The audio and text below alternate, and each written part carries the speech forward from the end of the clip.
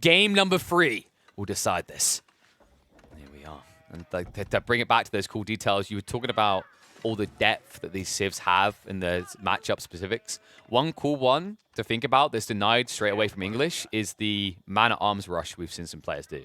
This is probably the one civ you don't want to do it against because the Rus, like the whole goal of that play is to deny gold, right?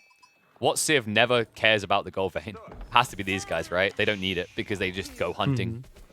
Yeah, absolutely.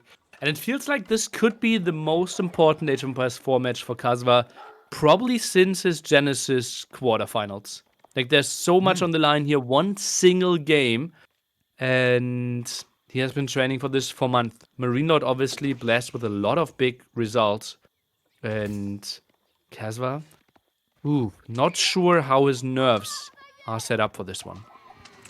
You got to train yourself for that, right? Like we highlight this early in the stream. It's not the person who wins the most, it's the person who loses the most, right? That tells you the true beckoning of a pro, right? If you can handle that, and build your mental fortitude, you can combat anything. Yeah, and that's what we're looking to see out of Kasva. You know, there's definitely been signs of sadness and maybe a little bit of despair shown publicly, but maybe he can recover.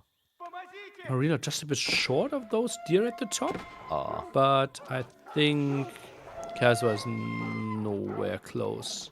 I think he just cares about the wolves quickly. He does see this. Yeah. So going to yoink as many wolves. It's interesting, actually. Wolves is kind of that gamble, right? Like, they are worth more individually, but sometimes you end up sacrificing 70 gold and you only find 50 at the same time. So you have to be careful. Yeah, especially on this map. Look at this guy. He's like, don't mind me. I'm not there at all. Don't look in the shrubbery. Oh, such a pain. I'm like, obviously we are hyping up Kasva quite a bit, right? And like want to see the breakthrough performance. But what would it do to MarineLorD if he drops here and then goes into the final top 8 bracket? Will he be mentally broken? Like, will he have the right mindset? Because that would be quite a big disappointment for him as well. I think he won't be too harshly hit by it. Like, MarineLorD has got a record of good performances already, and he was very quick to kind of identify what went wrong with the Luciferon series. You highlight that he made a comment that he just got outdrafted, so he kind of knows where the weakness lies. And I think I see him as a very calculated player. Like he has, should we say, an ego, and I don't mean that in a bad way. Like when you're a pro player, you have to believe you can be the best. I think he has that confidence in himself. So for him, although this will be a setback, I don't think it's going to completely obliterate him. I think this is a much bigger deal for Kasva, and that's not to demean how they see each other, because I think MarineLorD does respect Kasva as an opponent. It's just at the point in their careers, I think very clearly one side is likely to be a hell of a lot more bothered by the outcome of this match. Yeah, feels exactly like it. And we see the early wheelbarrow by MarineLorD. Maybe we can take a look at the bounty of his as well. Certainly got 2 full spots, plus at least 4 wolves, I would think. And it's at 300, yeah. So yeah, well in tier 2 here. And this should be where he has the option to go for the boar play if he wants to. In fact, look at the location of boars. It's probably not that desirable. They're actually, well, I say that they're both to the north. It won't give you a proxy base, but there's a hell of a lot of resources because you can actually transfer to the secondary boar. And considering he's going for the wheelbarrow, he will meet that pre-5-minute timer. I have to say, when I've watched a lot of MarineLorD, he tends to go more for the 6-minute window to play boar because he tends to prioritize this wooden fortress and the broad axe first. Quite interesting, right? That he has such a different approach. Doesn't want to go into those wild scenarios where everything is uncontrolled. Now Abbey of Kings! Here we go, hello! Hey, man. Kasva the King's going to get slayed. You got to have somewhere to bury him, right? I mean, but that is the thing about this landmark. That's how it used to be seen, is just kind of a... Yep, you're clearly just setting yourself up a tomb, but we've been seeing ever since the buffs, this thing is looking pretty frisky. I believe it's 8 HP every 1.5 seconds. That's crazy, a lot of healing. What? That's a lie. It's 8. I'm pretty sure it's 8, right? They buffed it. I think that might not be updated, yeah. Or it was 2 HP every 2 seconds or something. It's got so much better, for sure. And look at that, also, heavily on stone. What? Is MarineLorD? Or is he on gold? Wait, what? He's on stone. Yeah, he's on stone. Is on Interesting. That is atypical. He's going for a very quick secondary TC. The problem with doing the standardized I'll buy my stone play is like it delays your timing a little bit. I think MarineLorD is very much looking for the instant return on value of going for secondary TC. So you see he did actually trade for one of them, but he didn't have enough supply stockpiled for the two. So this is him kind of just padding the difference. What makes it so weird for me as well is because he could have reached bounty level 3.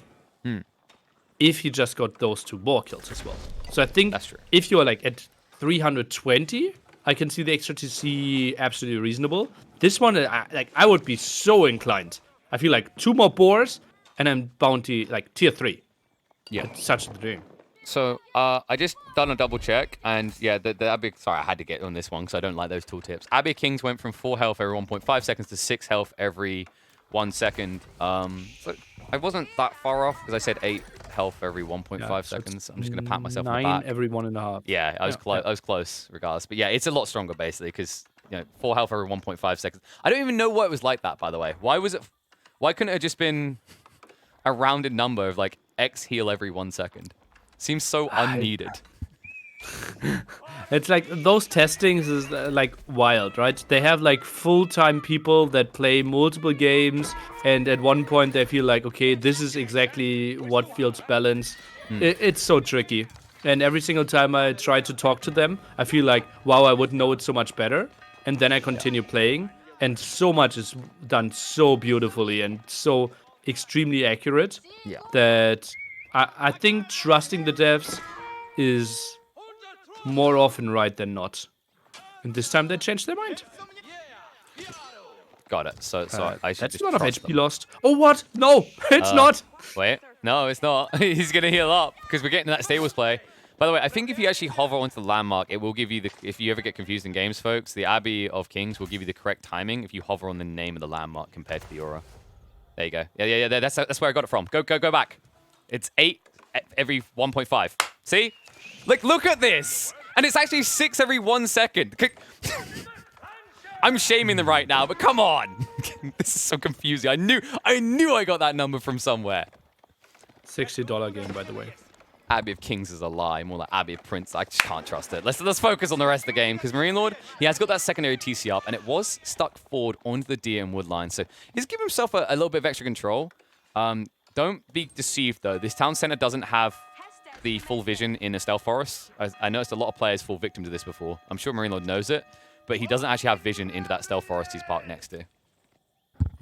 Maybe hunting cabin or Hunting cabin. fortress. Dude, it's the hunting cabin. The hunting cabin gives vision. It's actually quite funny.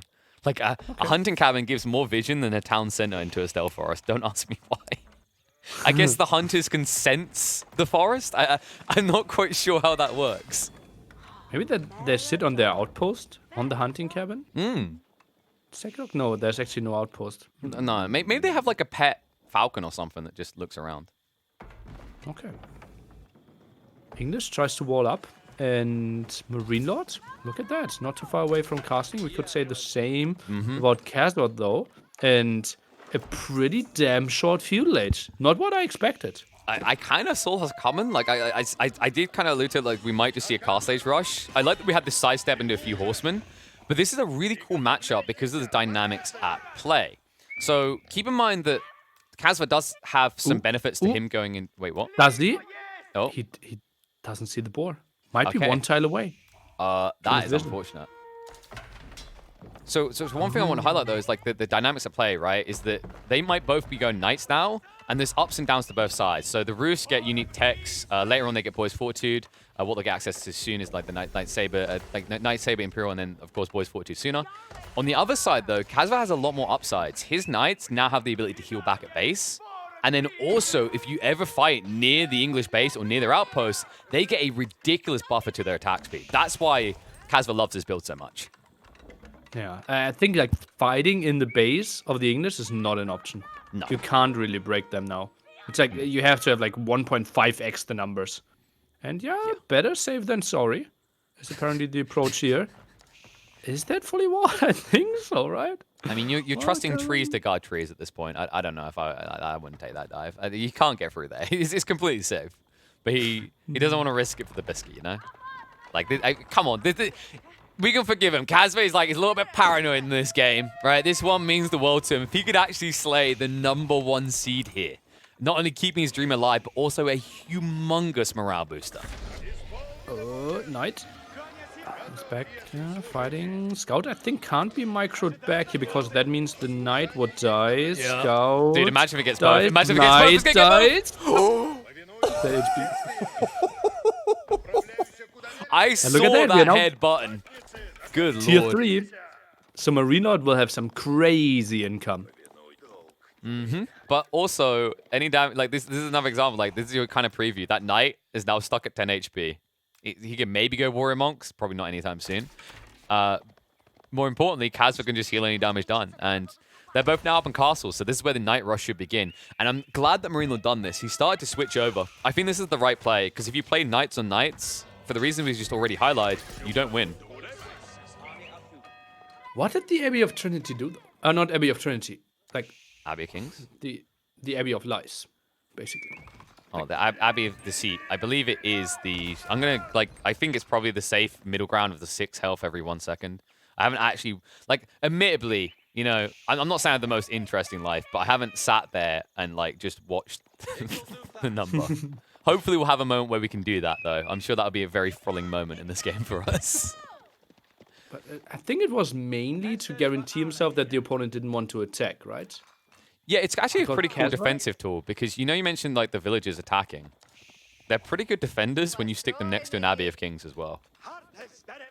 Especially when you consider early units. MarineLorD should get more relics, should get more map control, should get more villagers. Should doesn't mean will, though, in this situation. Because Kasva, like, I think he should get at least 2 relics here. And also, if you look at the layout of their bases, he's at least going to have 1 sacred site very safely, maybe even 2.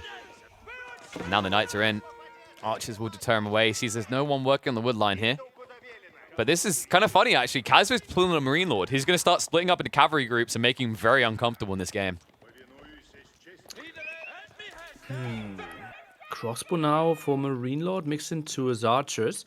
Get some warrior monks, 2 on the way, or 2 relics on the way. And this could be a long game because Kasva, obviously impossible to break him. Yep. But I also don't see a lot of aggression coming from Kasva. No, because Kasva's got midfield control, hasn't he? So he wants the relics now. I think he's realized that he can get at least 3 relics. Because MarineLorD, although he already got 2, the rest should be contested because the Knights and Spears are out in the field. And because MarineLorD is now transitioned into static infantry, he's less likely to move out from the center of the map. Because if he does, he might get flank attacked by Knights. It's pretty cool, actually. Like, Kasva's really quick to identify this as well. And not only that, he's still being frustrated on the backside, so...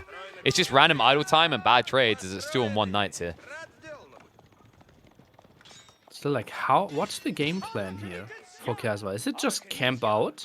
He's building wait up for Knights. enclosures? I think he's just building... Like, I've seen him do this a lot. He likes to just build up Knights more and more.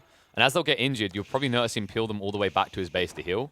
The logic is that eventually you do build up more than your opponent, right? Like the comparative is, we saw our MarineLorD with the French before, where he was just taking good trades. So at the end of the fight, he had very healthy Knights because of chivalry.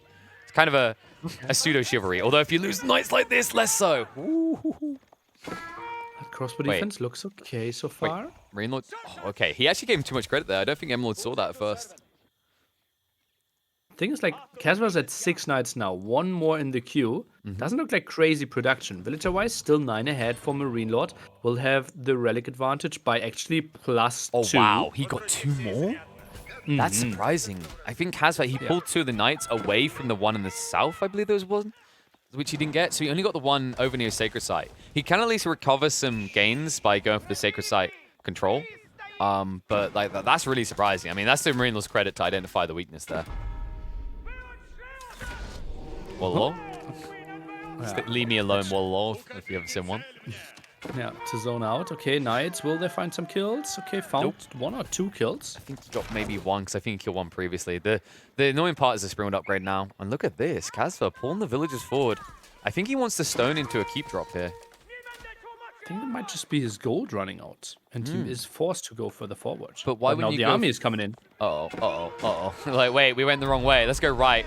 Safer that way. Because that's the weird part. He actually has a gold mine to the right side of the sacred site with stone as well. There's a lot of value in that back corner, and it's easily defendable.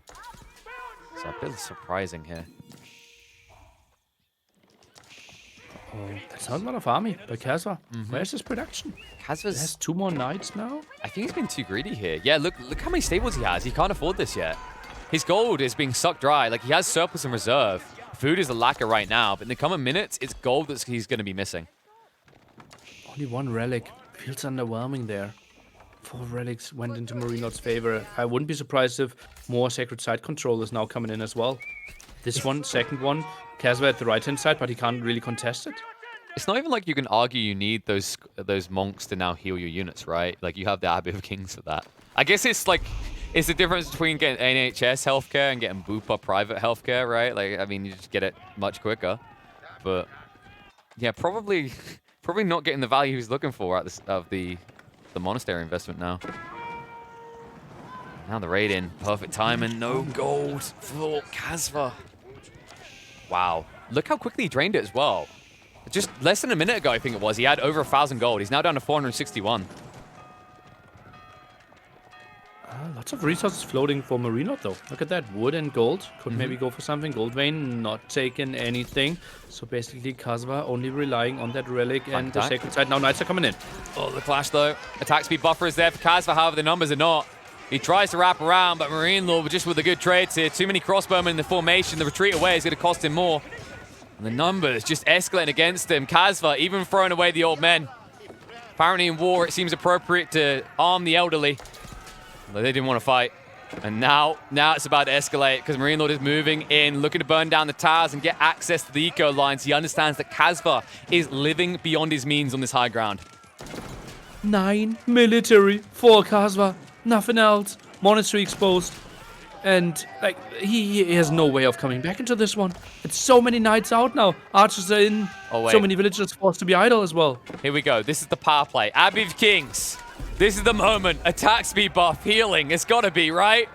And that's why MarineLorD backs away. I mean, he doesn't even need to pressure this. He has all the midfield control. And now the keep to try and keep Kasva in his hole here. It's going to force him to ride out. No attack speed buffer either. The outpost went down, which means this trade is only going one way. He can't even stop off on the villagers. They'll continue their construction. Lines are going to clash. Kasva's going to get a few extra lines on his forehead as he gets barely any value out of this exchange.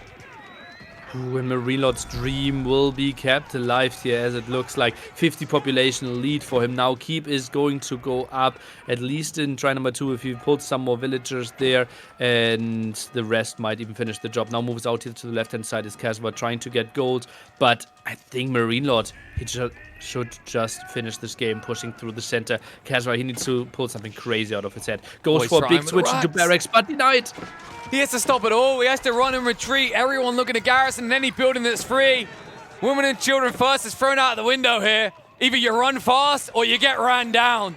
And as it stands at this point, Kasva falling behind economically, falling behind militarily, looking like he might fall out of Golden League. 3 military, 23 idols. A solid 50, 60 population behind. All farmers pushed away. More army the back of your farmers than you will be able to produce within the next minutes. Some horsemen, some spearmen in production, but not even fully upgraded there. It's a desperate attempt. Now a keep that might not even go up and might be his last game in Golden League. I mean, a keep that defends what though, Nili? That's not where your eco is. Although it is there right now to be butchered. All these villages are just exposed. He calls it. Kasva's dreams will be obliterated. MarineLorD, the expected outcome will keep it alive. 2-1, the end score here. He may not have needed it to make it through to the playoffs, but it means he can try to solidify a spot at the top of the leaderboards. Kasva, meanwhile, will be pipped at the post.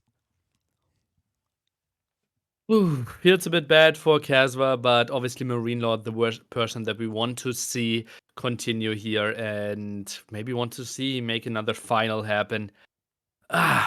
Felt a bit, how would I call it, uninspired by Kasva. Like what? I didn't see a clear game plan there. I didn't really see the winning condition, right? There, as I said, like Map control not in his favor, Relic not in his favor, not even having enough gold control, economy not in his favor. Like he played safe. He played like someone who thinks they are way better than their opponent and just played like super safe, thinking that they would win the late game. But look at that, KD. You're not winning like that. I think the issue here is Kasva didn't remember that Rome wasn't built in a day, right? He was trying to do so much in this game. The raids were good to start with, but admittedly it stunts your tech up timing. Then when he techs up, he makes this weird choice to go into knights to raid his opponent while then going late into a monastery. And the problem with this choice is it means that he's actually like forced to choose between raiding or guarding the relics. And notice that the only relic he guarded was the one in the back corner. He actually had the ability to get at least 2 relics, and I think it kind of pays off. But when he pulled his knights into his opponent's base, he forfeited that over. That's why I was so shocked, because like MarineLorD logically maybe gets the 3rd relic, but there's no way he should end up with 4 in this game. It all comes down to the fact that Kasva kind of tunnel visions his opponent's base. And to MarineLorD's credit, like he's playing multifaceted here. He's making the transition on the defensive. It almost feels like he's forcing Kasva to get very pressury with his knights. But this is a different style of Kasva. The way he's been manipulating this type of build, it's all about mid-map control into high quantity of knights while healing any damage. Notice he never reached that high quantity of knights. Instead, it felt like he overextended, and we saw that gold was lacking, right? Food was starting to consolidate itself a bit. But the biggest issue for me is he didn't really take credence over the midfield issue of not only the relics, but also where his next line of resources were located. MarineLorD Kasva, great set. But there's a set that is, for those 2 people, even more important. We obviously know 5 people that will make it into the top 8. And we will now see 2 people that still have a really good shot of making it into that top 8. We will look at the Muslim versus Puppy Paw, who is leading 1-0. Puppy Paw, that is.